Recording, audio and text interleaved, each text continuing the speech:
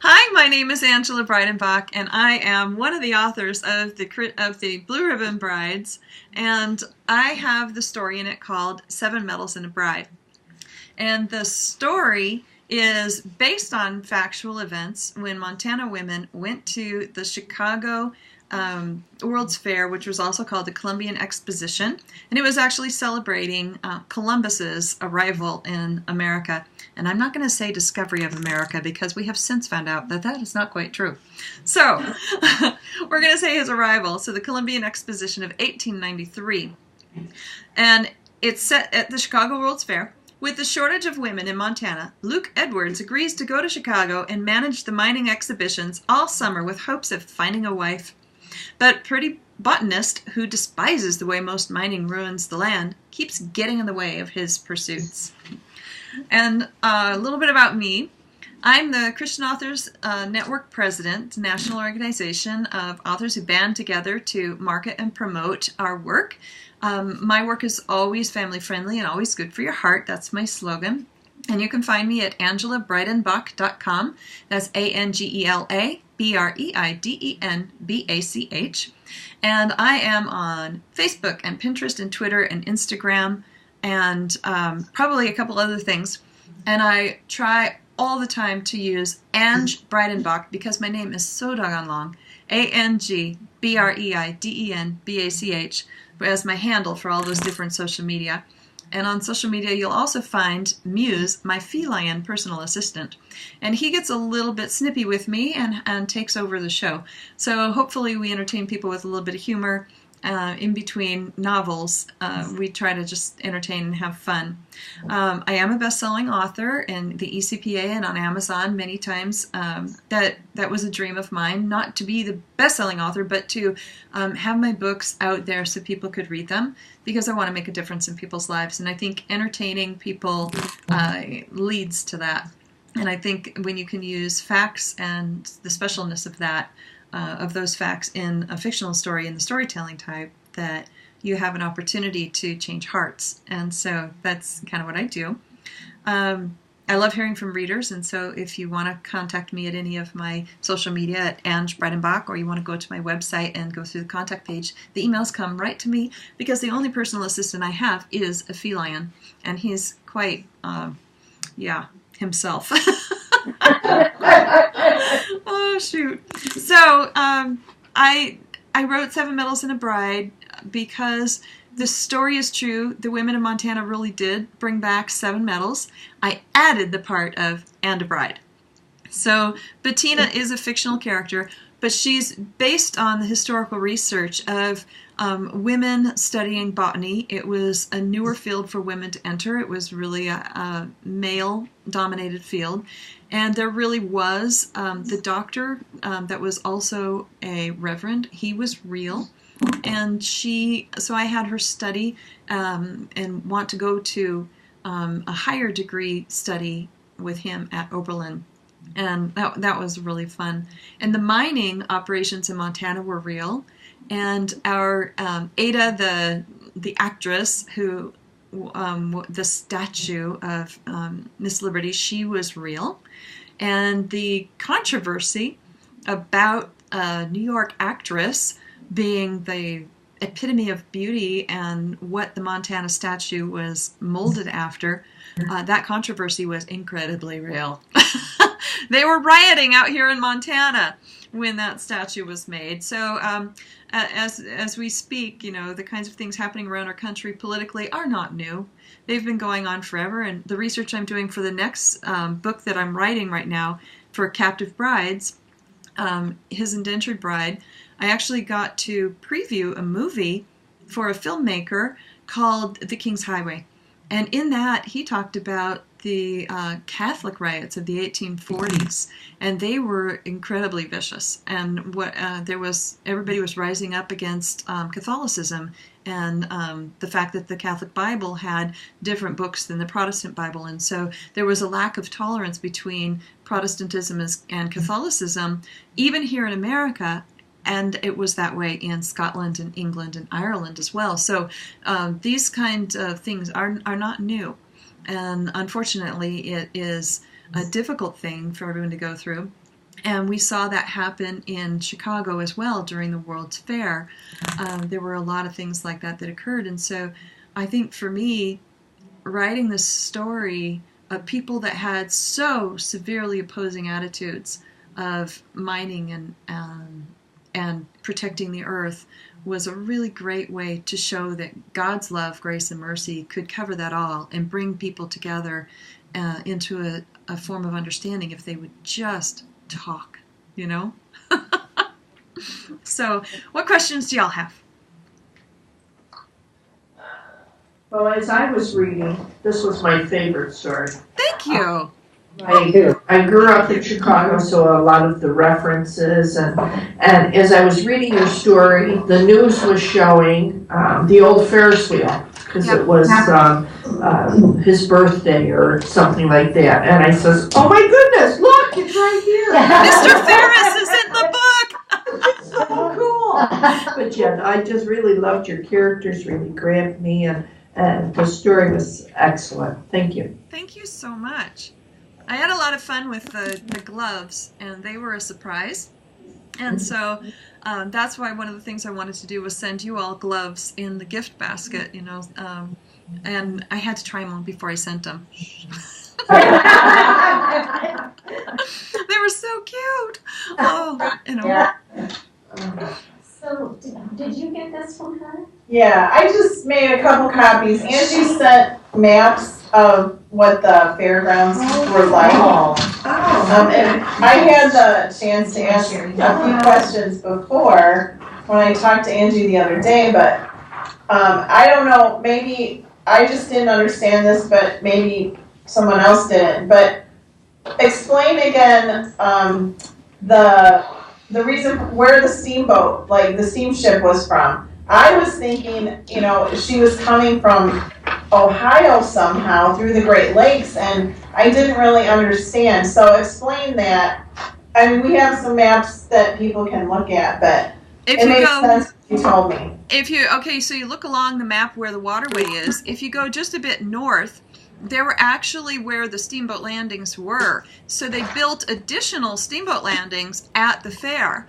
And there were many, many ways to get into the fair. One of the fastest, and it took about 15-20 minutes, was to get the steamboat from North area in Chicago. And one of the articles I sent you in that email actually had the street names. I want to say off the top of my head it was like 29th. But you would go down to the docks and the wharfs right there in Chicago, get on the steamboat, and it would cost you $0.25 to ride the steamboat to the entrance of the Columbian Exposition from the water. There were many other ways. So it's in that news article, and that came out of, I think, the Chicago Tribune in 1893. So that's in the email I sent. I don't know if you had a chance to copy that or just the map, but I didn't copy the articles, but I mean, I have them if anybody wants to see them. But I did copy those pictures. Yeah. One was the Lady Justice, and what was the other one? One's Minnesota's agricultural exhibit. That was the only photo I could find of what the exhibits looked like. And the Chicago World's Fair was built, it was called the White City, and it was whitewashed. It was the cleanest city in the entire world. Most cities at that time were very filthy. They had sludge, sewage, dirt, soot, smoke, trash thrown in the gutters. They really weren't clean. Though the White City was such a rip-roaring success because no one had ever seen a clean city before. But this city was built only to last the 6 months of the fair. So many of the buildings, even during the World's Fair, actually caught on fire and burned down. They were more like shells. But some of the buildings are down in Chicago now, are the museums that are down by the waterfront now are still standing. And some of those buildings, like the Women's Building, was actually designed by the women of Montana. There was a female architect. And inside that Women's Building, those things were so large that each state had like the size of a house inside that building. And so all the different, so there would be the Women's Building that had the different textiles and work that the women did. And then there was the industrial building, and there was kind of the building of the future was where they had, they didn't call it that. It was the technology. And they had, that building was so hot and so loud that people couldn't stand to be inside it, but it was massive, and it went on for several city blocks. And so all of these different buildings actually housed buildings inside buildings. And so I wanted you to be able to see what one of those pagodas looked like, and what they all were a little bit different and designed by the people of that state, and they had to be manned by the people of that state. So the women had to travel from Montana by train in order to man their pagoda. And then they all kind of worked together. The thing that I loved about the women from Montana were they were only given 10% of the budget of the men, and yet they came back with money left over and all the medals. And I found that in the library down here in Missoula, at the Missoula Public Library. There's a room called the Montana Room, and you're not allowed to take any of the books out or anything like that. So it's like you're transcribing what you learn. And it was like just this one little page or this one-liner in one book and a one-liner in another book. Oh, my personal feline assistant has come to join us. And so all of these little snippets I was able to like put together and then add the flavor to the story that layered it. That it was really fun to write. Yeah. So, and quite a few people actually died at the fair because of fires or safety things or whatever. But it was still considered an incredible success because many of the things had never been done before, including, Coca-Cola. It's my purple Coke glass my daughter gave me for my purple office, but Coca-Cola was introduced at the fair, and shredded wheat and caramel corn, I love the Cracker Jack story in there. Yeah. And that's actually true. And if you go online, you'll see kind of varieties of it. But Cracker Jacks, when it first came out, the reason it was so sticky in the story was that it's the way I make caramel corn at home. It wasn't baked to where it candied. It was still that chewy, kind of sticky, yummy caramel corn that you can make at home. And then they couldn't ship it that way. They couldn't mass produce it. So it took them another 2 years or so, if I remember right, but it was a few years later that they figured out how to add lecithin and to bake it so that it would candy, so that it wouldn't stick together, and they could ship it in those Cracker Jack boxes. Yeah. Did you use Devil in the White City as one of your research? I did. It's an interesting novel, but I remember as you were talking about this, how it described how the whole White City was built, and then of course I can't think of his name, Holmes. Yeah, Holmes. Yeah. Doctor Who. He had a couple of different names because he had. He was hiding, but he was a horrible. He was like the first truly known serial killer.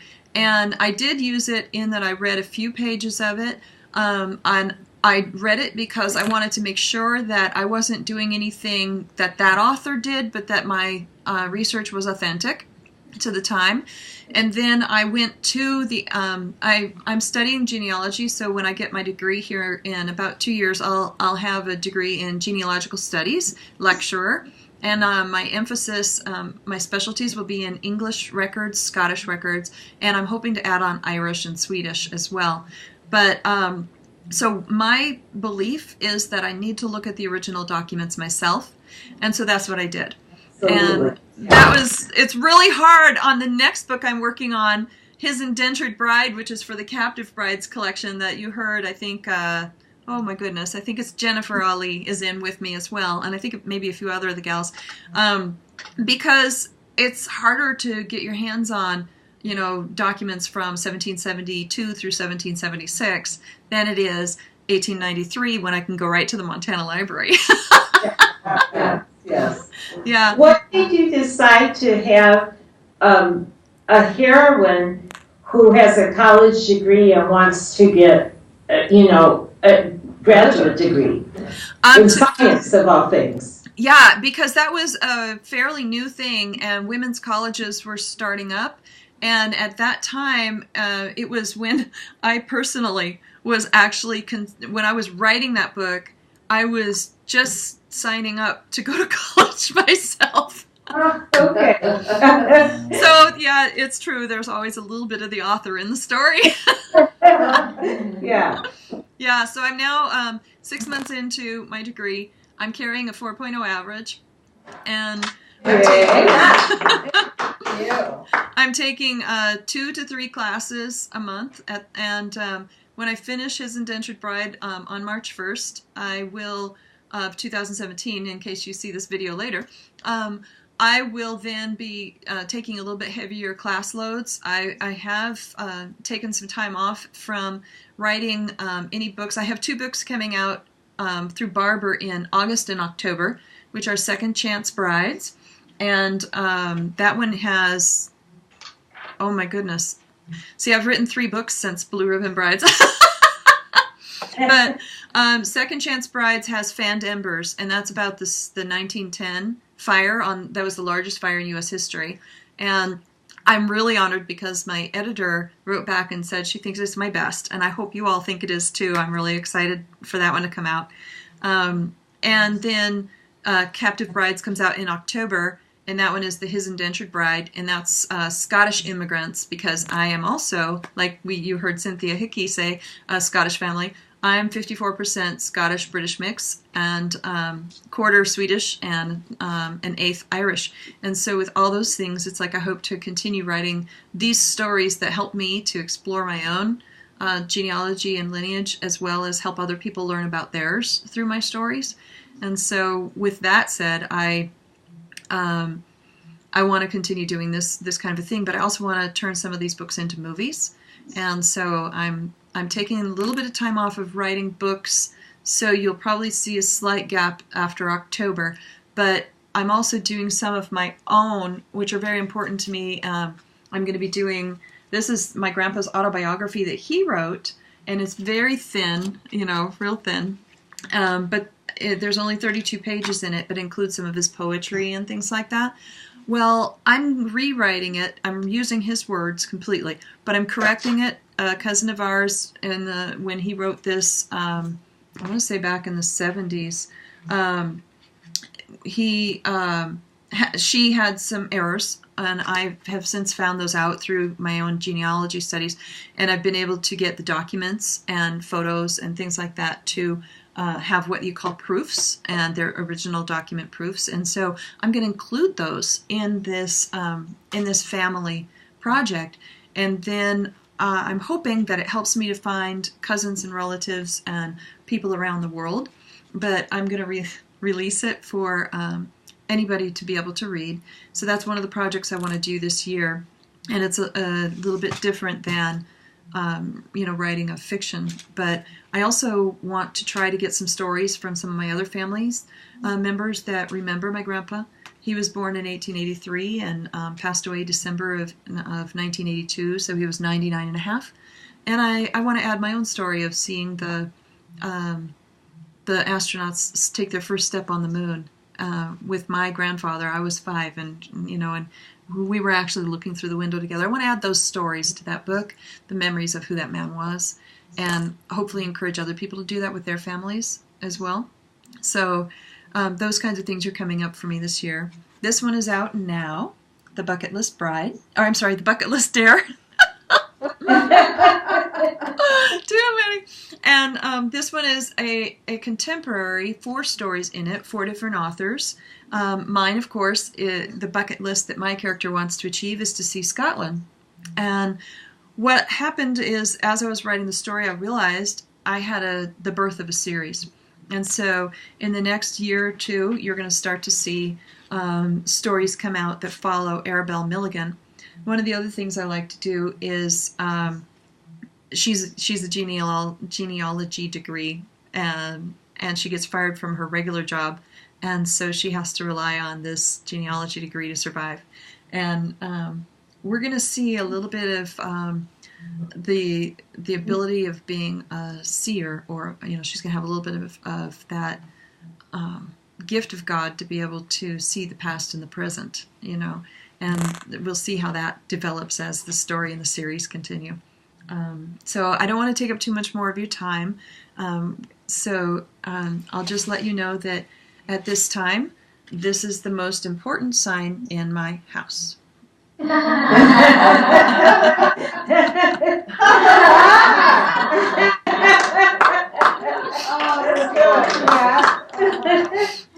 So if you have any other questions, I'll be happy to answer them, but I don't want to keep you long because we said we try to keep these all to be very, very short, Q&As so that everybody could have just a fun time tonight. Oh, and you can find me at angelabreidenbach.com or on social media, Ange Breidenbach. So I have to ask, because I'm an avid audiobook listener, are any of the books in audio? Yes. I have A Healing Heart is an audio, and I adore the actress with a passion. She's so good. But I also got to get to know her privately when she was asking little questions like, how do you pronounce such a thing? A Healing Heart is a contemporary Montana romance, and Elizabeth Diane Wells is the actress, and she read that book, and we became friends. And she later sent me a message that said she wanted me to maybe think about writing her romance, because after reading my book, she brought her life back to the Lord. And she also read Karen Kingsbury's in audio. It was a devotional. And she said the two books together brought her back to the Lord. And because of that, she went back to church and she met her husband. And they just got back this fall from so it's like fiction can affect somebody's life. And I would love to have you hear her voice. It's spectacular. And she has a small part in Selma. And so it's like she's also in some other movies and plays. She's a wonderful actress, Elizabeth Diane Wells. And then I have several of my other ebooks that are, and The Debutante Queen, 11 Pipers Piping, and Taking the Plunge are all in audio.